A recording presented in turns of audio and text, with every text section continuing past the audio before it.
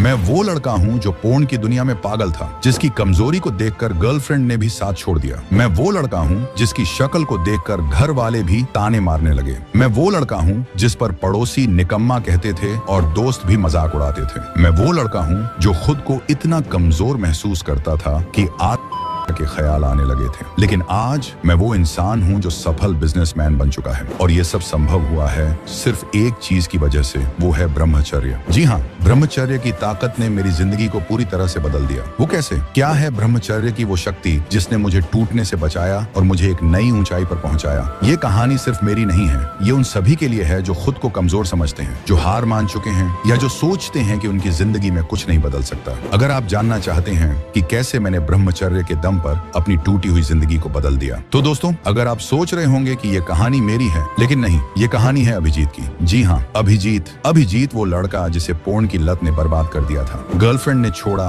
घर वालों ने ताने मारे, पड़ोसियों ने निकम्मा कहा और दोस्त भी मजाक उड़ाने लगे, ख्याल तक आने लगे थे। लेकिन आज वही अभिजीत एक सफल बिजनेसमैन है, सिर्फ एक चीज की बदौलत, ब्रह्मचर्य। तो चलिए आज हम इस कहानी को अभिजीत के पॉइंट ऑफ व्यू से सुनते हैं। यकीन मानिए, ये कहानी न सिर्फ आपको रुला देगी बल्कि आपको ब्रह्मचर्य पालन में सफल बनाने की ताकत भी देगी। अगर आप भी जानना चाहते हैं कि ब्रह्मचर्य के कारण कैसे जिंदगी बदल सकती है, तो मैंने इस पर एक पूरी ई बुक लिखी है, ब्रह्मचर्य में सफलताओं की कहानी। इसमें आपको सिर्फ अभिजीत की ही नहीं बल्कि कई ऐसे लोगों की कहानियां मिलेंगी जिन्होंने ब्रह्मचर्य से अपनी जिंदगी बदल दी। इस ई बुक की कीमत सिर्फ 120 रुपए रखी गई है। अब आप सोच रहे होंगे कि इसे फ्री भी तो रखा जा सकता था। हाँ, रखा जा सकता था, लेकिन कहते हैं ना, फ्री चीजों की कोई वैल्यू नहीं होती, इसलिए इसकी कीमत मात्र 120 रुपए रखी गई है। सोचिए, इतना पैसा तो हम फालतू चीजों में बर्बाद कर देते हैं, लेकिन सिर्फ 120 रुपए में आप अपनी जिंदगी बदल सकते हैं। तो देर किस बात की? लिंक डिस्क्रिप्शन और कमेंट बॉक्स में दिया गया है, अभी डाउनलोड करें और वहां पढ़ें जहां आपका मन करे। तो चलिए सुनते हैं अभिजीत की कहानी, उनकी अपनी जुबानी।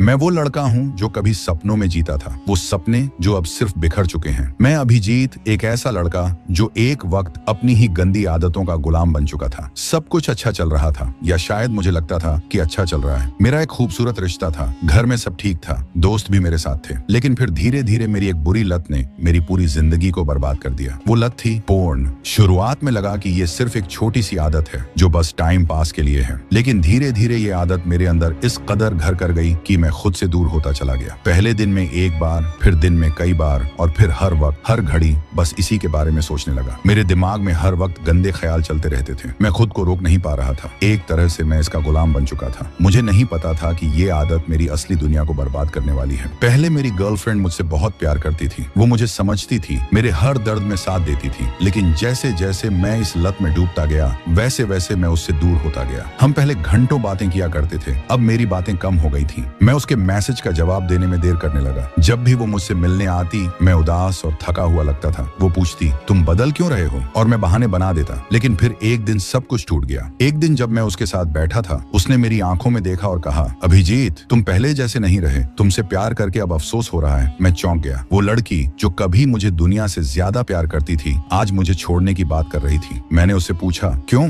उसने गुस्से से कहा, तुम्हारी हालत देखो, तुम्हारी आंखों के नीचे काले धब्बे पड़ चुके हैं, तुम्हारा चेहरा मुरझा गया है, तुम किसी काम के नहीं रहे। खुद को आईने में देखा है कभी? उसका हर शब्द मेरे दिल में नश्तर की तरह चुभ रहा था। तुम सिर्फ एक निकम्मे लड़के बन चुके हो जिसे बस अपनी गंदी आदतों की फिक्र है, न कि अपने करियर की, न अपने रिश्तों की। उसकी आंखों में अब प्यार नहीं था, बस गुस्सा और नफरत थी। मैं कुछ नहीं बोल पाया। उस दिन मैंने देखा कि कैसे प्यार भी किसी इंसान से छिन सकता है जब वो खुद को खो देता है। वो चली गई, और इस बार हमेशा के लिए। गर्लफ्रेंड का जाना एक झटका था, लेकिन इससे भी बड़ा झटका मुझे तब लगा जब घर वालों ने भी मुझसे उम्मीदें छोड़ दी। मुझे याद है, एक दिन पापा ने कहा था, तू कुछ करेगा भी या बस ऐसे ही बर्बाद होता रहेगा? मम्मी कहती थी, बेटा ये फोन कम इस्तेमाल कर, ये बुरी चीजें तेरी जिंदगी बर्बाद कर देंगी। लेकिन मैं सुनता ही नहीं था। धीरे धीरे मेरे अपने ही घर में मेरी कद्र खत्म हो रही थी। पहले घर वाले मुझसे प्यार से बात करते थे, अब बस ताने ही सुनने को मिलते थे। जब भी कोई रिश्तेदार आता, मम्मी पापा मुझे सबसे छुपाने की कोशिश करते। उन्हें शर्म आती थी कि उनका बेटा दिन भर सिर्फ अपने कमरे में बैठा रहता है, कुछ करता नहीं। मुझे भी महसूस महसूस होने लगा कि मैं सच में निकम्मा होता जा रहा हूँ। मैं रातों को सो नहीं पाता था, बिस्तर पर पड़ा रहता, बस यही सोचता कि आखिर मेरी जिंदगी कहाँ जा रही है। पहले मेरे दोस्त मेरे साथ हंसते थे, अब वो मुझ पर हंसते थे। जब भी मैं उनके पास जाता वो कहते, अबे तू इतना कमजोर क्यों दिखने लगा है। कोई कहता, भाई तेरा तो करियर गया, तू किसी लायक नहीं रहा। एक दिन मेरे सबसे अच्छे दोस्त ने कहा, यार तुझसे अच्छा तो हम सब हैं, कम से कम हम मेहनत कर रहे हैं और तू बस बर्बाद हो रहा है। उसका ये कहना मेरे लिए किसी तमाचे से कम नहीं था। मुझे समझ में नहीं आ रहा था कि मैं रोऊं या चिल्लाऊं। मैं अकेला पड़ गया था। एक दिन जब मैं आईने के सामने खड़ा हुआ तो मैंने खुद को देखा। मेरी आंखों के नीचे गड्ढे पड़ चुके थे, मेरा चेहरा बुझा हुआ था, बाल बिखरे हुए थे और मैं सच में एक हारे हुए इंसान जैसा लग रहा था। मुझे लगने लगा कि अब मेरी जिंदगी में कुछ बचा ही नहीं। घर वालों की नजरों में मैं बेकार था, दोस्तों के लिए मैं मजाक बन चुका था और जिससे मैंने सबसे ज्यादा प्यार किया वो भी मुझे छोड़कर जा चुकी थी। उस दिन पहली बार मेरे दिमाग में आत्महत्या आया। मैं बिस्तर पर पड़ा था और सोच रहा था, अगर मैं मर जाऊं तो शायद सबकी परेशानियां खत्म हो जाएंगी, शायद कोई मुझे याद भी नहीं करेगा। मेरे मन में एक अजीब सा खालीपन था, वो अकेलापन जो इंसान को अंदर तक खा जाता है। उस रात जब मैं बिस्तर पर पड़ा था, मेरे दिमाग में बस एक ही सवाल घूम रहा था, क्या मेरी जिंदगी अब यहीं खत्म हो गई। मैं छत की तरफ देख रहा था, घुप अंधेरा था और मन के अंदर उससे भी ज्यादा अंधेरा था। दिल में बस एक ही ख्याल था, अब और नहीं सह सकता, अब बस खत्म करना है। मैं उठा, धीरे धीरे बाथरूम की ओर बढ़ा, आईने के सामने खड़ा हुआ। वो आईना जो कभी मेरी मुस्कुराहट को दिखाया करता था, आज उसमें एक हारा हुआ इंसान खड़ा था। मेरे बाल बिखरे हुए थे, आंखों के नीचे गहरे काले धब्बे पड़ चुके थे, चेहरा बुझा हुआ था और मैं खुद से भी नजरें नहीं मिला पा रहा था। मैंने खुद से पूछा, तू कौन है? क्या तू वही अभिजीत है जो कभी सपने देखा करता था? क्या तू वही इंसान है जो कभी दुनिया को जीतने की बात करता था? लेकिन आईने के उस पार से कोई जवाब नहीं आया। उस वक्त मेरा दिल इतनी जोर से धड़क रहा था कि लगता था अभी फट जाएगा। हाथ पैर कांप रहे थे। मैंने बाथरूम के कोने में पड़ी, मेरी उंगलियां कांप रही थीं। मैं अपने हाथ की नसों को देख रहा था, बस एक कट और सब खत्म। मेरी आंखों से आंसू बहने लगे। मैं सोचने लगा, अगर मैं आज मर गया तो क्या कोई रोएगा? गर्लफ्रेंड नहीं, वो तो कह चुकी थी कि मैं किसी लायक नहीं। माँ बाप शायद कुछ दिन रोएंगे लेकिन फिर मुझे भूल जाएंगे। दोस्त, उन्हें कोई फर्क नहीं पड़ेगा, बल्कि वो तो कहेंगे कि अच्छा हुआ, एक निकम्मा कम हो गया। मैंने ब्लेड को और जोर से पकड़ लिया। अब सिर्फ एक कदम बाकी था और फिर सब खत्म। लेकिन तभी बाहर से माँ की आवाज आई, अभिजीत बेटा सो गया क्या? मैं ठिठक गया, हाथ से ब्लेड गिर पड़ी। माँ, जिसने मुझे अपनी कोख में 9 महीने रखा, जिसने मेरे लिए न जाने कितनी रातें जाकर गुजारी, वो माँ जो आज भी मुझसे उम्मीद रखती थी, मैं उसे कैसे छोड़ सकता था? उस दिन पहली बार मैंने सोचा, अगर आज मैंने हार मान ली तो मैं सिर्फ अपनी जिंदगी नहीं खत्म करूंगा, बल्कि माँ बाप की सारी उम्मीदें भी मार डालूंगा। मेरी आंखों से आंसू गिरते रहे और मैं बाथरूम के फर्श पर बैठकर घंटों रोता रहा। सुबह जब उठकर आईने में देखा तो मेरी आंखों में जलन थी। पूरी रात रोने की वजह से चेहरा सूज गया था। आईने में देखा तो खुद से ही नफरत हो रही थी।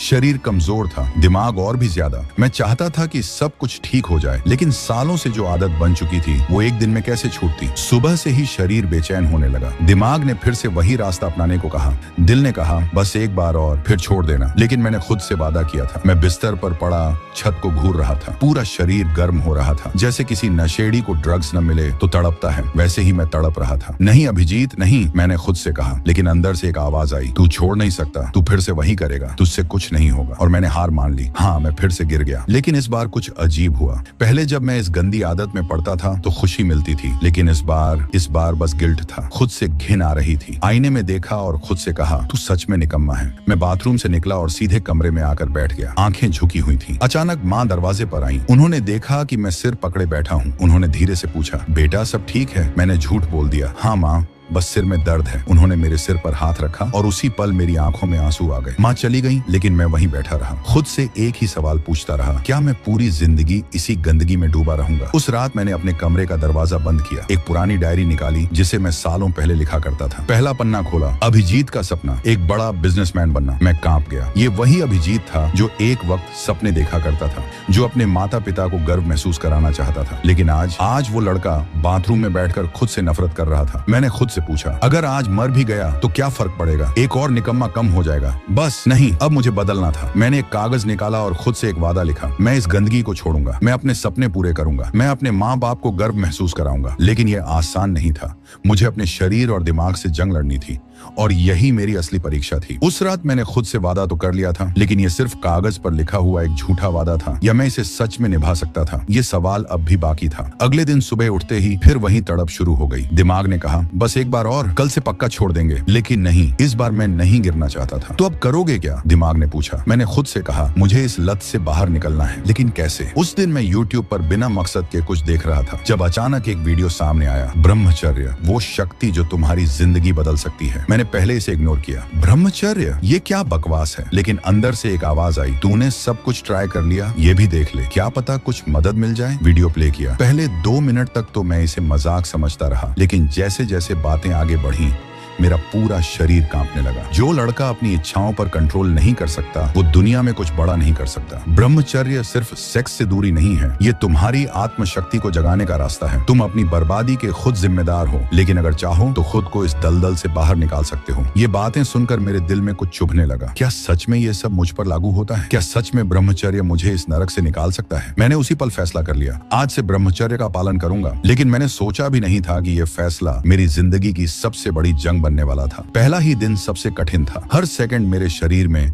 बेचैनी थी। दिमाग फिर से वही गंदगी सोचने लगा। हद तो तब हो गई जब मेरी आंखों के सामने ही अश्लील चीजें घूमने लगी। मैंने खुद को समझाने की कोशिश की, अभिजीत नहीं, तू ये नहीं करेगा। लेकिन शरीर और दिमाग एक दूसरे के दुश्मन बन चुके थे। मुझे लगा कि मेरा सिर फट जाएगा। रात के 2 बजे थे, पूरा घर सो चुका था, लेकिन मैं अपने कमरे में अकेला बैठा तड़प रहा था। मेरे अंदर की गंदी इच्छाएं जोर मार रही थी, बस एक बार, फिर छोड़ देंगे। मैंने अपने हाथों से सिर पकड़ लिया और जोर से चिल्लाया, नहीं। इतनी जोर से चिल्लाया कि मेरी आवाज मेरे अंदर गूंजने लगी। फिर मैंने अपने कमरे में रखे एक शीशे को देखा। मेरी हालत देखकर मुझे अपने आप से नफरत हो गई। वो मैं नहीं था, वो कोई और था। वो एक कमजोर लड़का था जो अपनी ही इच्छाओं का गुलाम बन चुका था। मैंने अचानक अपने पैर के पास रखी एक किताब देखी। उसे उठाया तो उसमें लिखा था, जो अपनी इच्छाओं पर काबू पाले वही असली राजा है। ये लाइन पढ़ते ही जैसे मेरे अंदर कुछ टूट गया और कुछ नया जन्म ले लिया। अगर मैं आज हार गया तो फिर कभी नहीं जीत पाऊंगा। मैंने तुरंत उठकर ठंडे पानी से नहाया। पूरी रात जागकर सिर्फ एक ही चीज दोहराई, मैं इस जंग को जीतूंगा।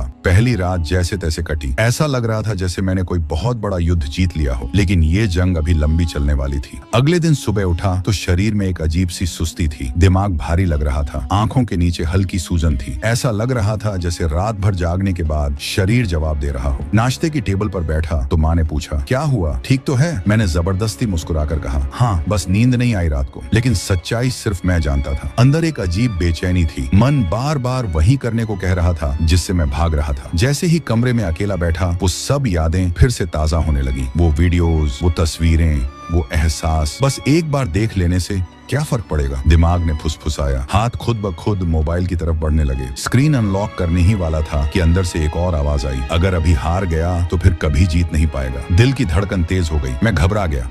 मोबाइल को दूर फेंक दिया और कमरे से बाहर निकल गया। मुझे समझ नहीं आ रहा था कि इस बेचैनी से कैसे लड़ा जाए। मन बार बार वही पुरानी आदतों की तरफ खींच रहा था। गली से निकलते हुए अचानक मेरी नजर मंदिर पर पड़ी। बिना कुछ सोचे मैं अंदर चला गया। सीधे भगवान की मूर्ति के सामने जाकर बैठ गया। आंखें बंद की और बुदबुदाया, भगवान मुझे बचा लो, मैं हार नहीं सकता। पता नहीं कितनी देर तक यूं ही बैठा रहा। जब आंखें खोली तो शरीर पसीने से भीग चुका था, लेकिन अंदर एक हल्की सी शांति महसूस हुई। रात को जब घर लौटा तो पहली बार ऐसा लगा कि मैंने खुद पर थोड़ा कंट्रोल किया है। मैं बिस्तर पर लेटा और पहली बार किसी जीत जैसा महसूस हुआ। लेकिन मुझे नहीं पता था कि असली परीक्षा अभी बाकी थी। अगले दिन दोपहर में कुछ दोस्त घर आए। अबे अभिजीत, कहाँ गायब है? चल पार्टी करते हैं। यार थोड़ा बिजी हूँ। अबे झूठ मत बोल, चल। ये क्या साधु सन्यासी बन रहा है? उनमें से एक ने हंसते हुए मोबाइल निकाला और स्क्रीन पर वही चीजें दिखाने लगा जिससे मैं दूर भागने की कोशिश कर रहा था। मेरे अंदर अजीब सी बेचैनी होने लगी। हाथ पसीजने लगे, दिल जोर जोर से धड़कने लगा। नहीं, मुझे ये नहीं देखना। मैंने मोबाइल झटक कर दूर किया। अबे ये तो पूरा ब्रह्मचारी बन गया। ब्रह्मचारी महाराज। उनकी हंसी मेरे कानों में जलते हुए तीरों जैसी चुभ रही थी। लेकिन उस दिन मैं खुद से किया हुआ वादा नहीं तोड़ सकता था। मैंने गहरी सांस ली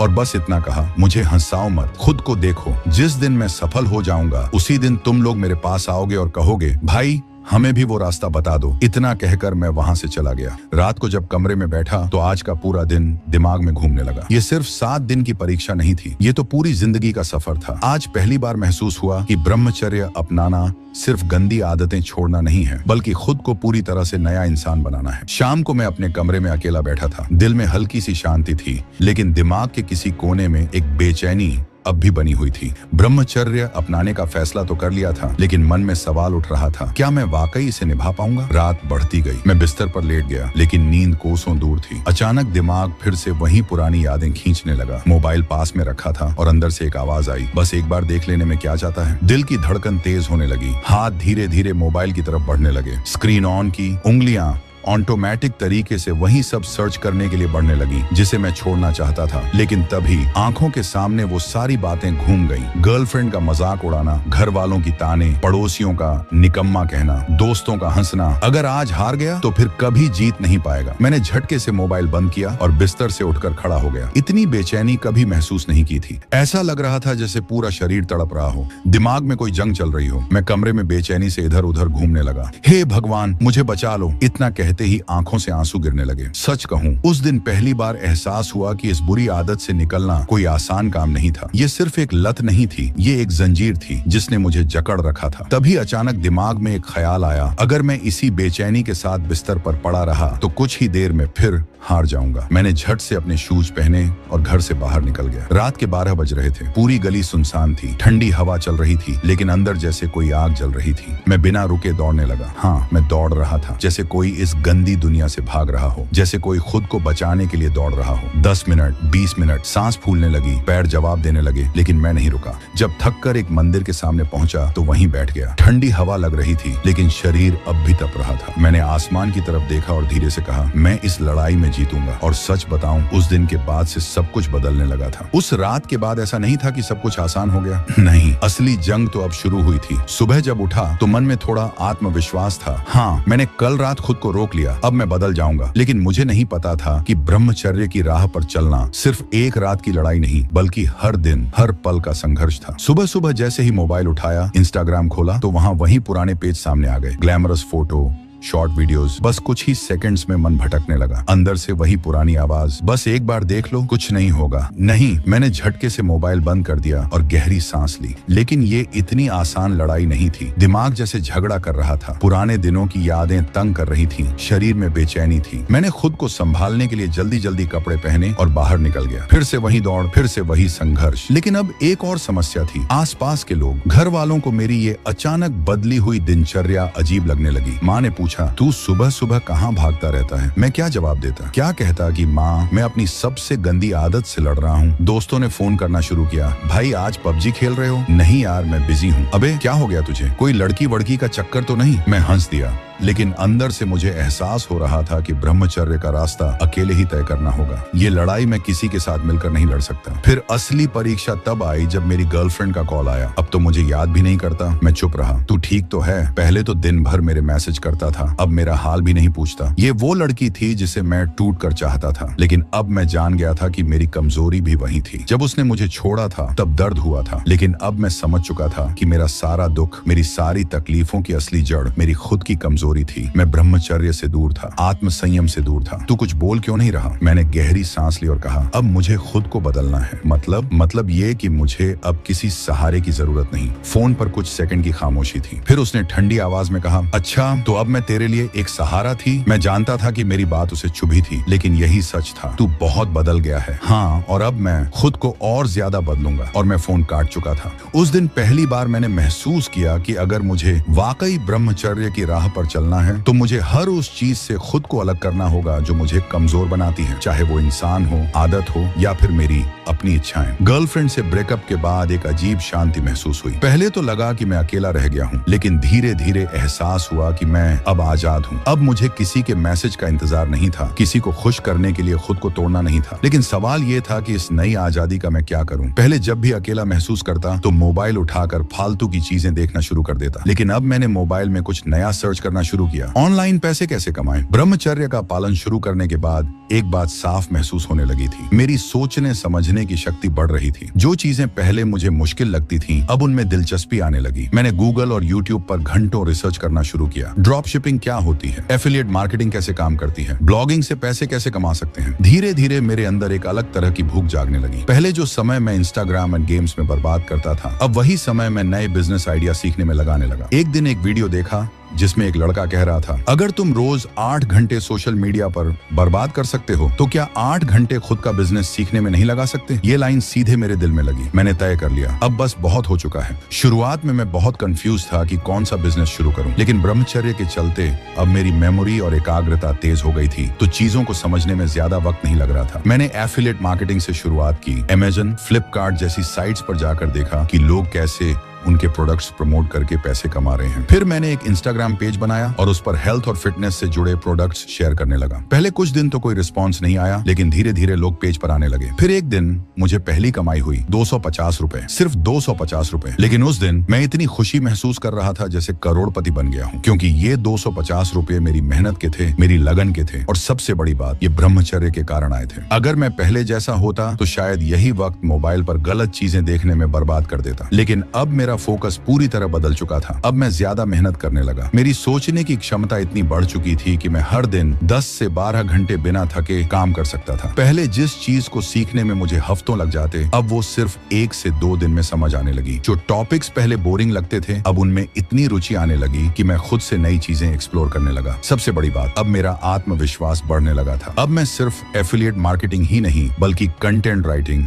यूट्यूब और अन्य ऑनलाइन बिजनेस भी सीखने लगा। 6 महीने के अंदर मेरी कमाई 250 रुपए से बढ़कर 30,000 रुपए महीना हो चुकी थी। ये वही लड़का था जिसे कभी पड़ोसी निकम्मा कहते थे, जिसके दोस्त मजाक उड़ाते थे, जिसे खुद अपनी शक्ल आईने में देखनी पसंद नहीं थी। लेकिन अब हर सुबह जब मैं आईने में खुद को देखता तो सामने एक बदला हुआ इंसान दिखता। ब्रह्मचर्य ने मुझे सिर्फ शारीरिक ऊर्जा नहीं दी थी, बल्कि एक नई मानसिक शक्ति भी दी थी। और मुझे अब यकीन हो गया था कि अगर मैंने इसे जारी रखा तो कुछ भी नामुमकिन नहीं। जब मेरी कमाई 30,000 रुपए महीना हो गई थी, तब मैंने पहली बार महसूस किया कि मैं सच में कुछ कर सकता हूँ। एक ऐसा लड़का जिसे कभी अपने ही परिवार और दोस्तों से ताने सुनने पड़ते थे, अब अपने पैरों पर खड़ा था। लेकिन सफर यहीं खत्म नहीं हुआ था, ये तो बस शुरुआत थी। अब मेरा सपना और बड़ा हो चुका था। मुझे लाखों कमाने थे, मुझे खुद को और साबित करना था। पर जैसे ही मैंने अपना लक्ष्य बड़ा किया, मेरी परीक्षा भी बढ़ गई। ब्रह्मचर्य का असली इम्तिहान अब शुरू हुआ। पहले तो सब कुछ आसान लग रहा था, लेकिन जैसे जैसे सफलता की ओर बढ़ा, वैसे वैसे चुनौतियां भी सामने आने लगी। रातों को जब मैं अकेला होता तो कभी कभी वही पुरानी बातें याद आ जाती, वही आदतें, वही फालतू की इच्छाएं जो कभी मुझे बर्बाद कर चुकी थी। मन कहता, थोड़ा रिलैक्स कर ले, इतना भी क्या मेहनत करनी। लेकिन तभी दूसरा मन कहता, अगर अब हार गया तो फिर वहीं पहुंच जाऊंगा जहां से चला था। यही सोचकर खुद को संभाल लेता। जब मैंने अपने ऑनलाइन बिजनेस को बड़ा करने के लिए इन्वेस्टमेंट करना शुरू किया तो कई बार नुकसान भी हुआ। कई बार लगा कि क्या मैं सही कर रहा हूँ। अगर सब कुछ बर्बाद हो गया तो? पहले तो मैं जब भी असफल होता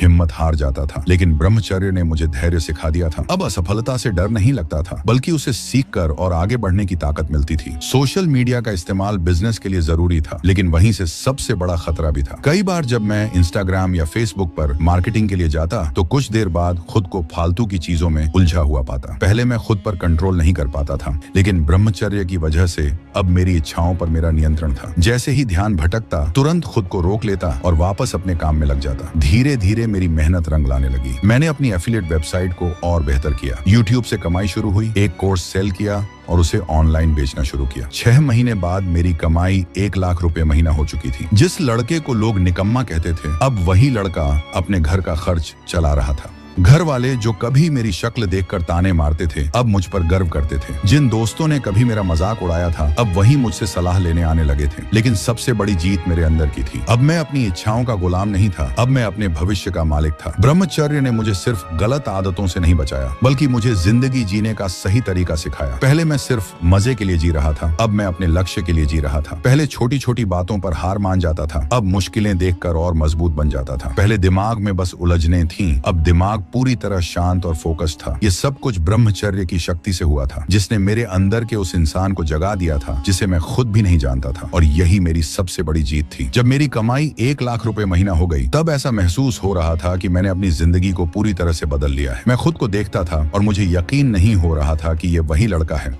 जो कभी अपने ही घर वालों और दोस्तों से ताने खाता था। अब मेरी मेहनत ने रंग दिखाना शुरू कर दिया था। जब मैंने अपनी पहली बार 1 लाख की कमाई का चेक देखा तो मेरे अंदर का आत्मविश्वास बढ़ने लगा। मुझे एहसास हुआ कि मैं अब सिर्फ अपने लिए नहीं, बल्कि उन सब के लिए भी जी रहा हूँ जिन्होंने कभी मेरा मजाक उड़ाया था। घर वाले, दोस्त और वो लोग जिन्होंने मुझे कभी निकम्मा समझा था, अब सबका रिएक्शन बदल चुका था। मेरी पुरानी गर्लफ्रेंड जिसने कभी मुझे किसी काम का नहीं कहकर छोड़ दिया था, मुझे अब देखने का नजरिया बदल चुका था। जब उसने उसने सुना कि मैं अब एक सफल बिजनेसमैन बन चुका हूँ तो उसकी नजरें अलग थी। वो मुझे एक बार फिर से अपने पास चाहती थी, लेकिन अब मैं उसे यह साबित कर चुका था कि मेरी असल ताकत अंदर से आती है। मेरे दोस्तों का रिएक्शन भी बदल चुका था। वो जो कभी मेरे बारे में मजाक उड़ाते थे, अब मुझे अपने बेस्ट फ्रेंड्स में गिनते थे। अरे यार, तू तो कुछ अलग ही कर गया है। ये शब्द अब उनकी जुबान पर थे। पहले जो मुझे हंसी में उड़ाते थे, अब वही लोग मुझसे सलाह लेते थे, मुझे अपनी जिंदगी का रास्ता दिखाने के लिए। घर वालों का रिएक्शन तो सबसे ज्यादा दिलचस्प था। जब मैं घर आया और उन्हें बताया कि अब मेरी कमाई 1 लाख रुपए हो चुकी है, तो उनकी आंखों में गर्व और आशीर्वाद था। माँ और पापा जो कभी मेरे भविष्य को लेकर चिंतित रहते थे, अब मुझे आशीर्वाद देते थे। पापा ने तो मुझे गले लगा लिया और कहा, बेटा, अब तुम समझ गए कि असली ताकत अंदर से होती है। भगवान की कृपा और तुम्हारी मेहनत से यह सब हो पाया है। अब मुझे ये समझ में आया कि जो मैं सोचता था कि कभी नहीं हो सकता, वो आज सच हो गया था। ब्रह्मचर्य ने मुझे अपनी असल ताकत पहचानने का मौका दिया था और अब मैं अपनी जिंदगी के हर एक पहलू में खुद को साबित कर रहा था। अब मैं इस कहानी को आपसे साझा करते हुए ये कहना चाहता हूँ, अगर मैंने ये कर लिया तो आप भी कर सकते हैं। मैंने भी कभी खुद को कमजोर महसूस किया था, लेकिन ब्रह्मचर्य ने मुझे अपना रास्ता दिखाया। अगर मैं ऐसा कर सकता हूँ तो आप भी अपनी जिंदगी को बदल सकते हैं। अगर आप भी इस रास्ते पर चलना चाहते हैं तो अपने लक्ष्य पर फोकस रखें,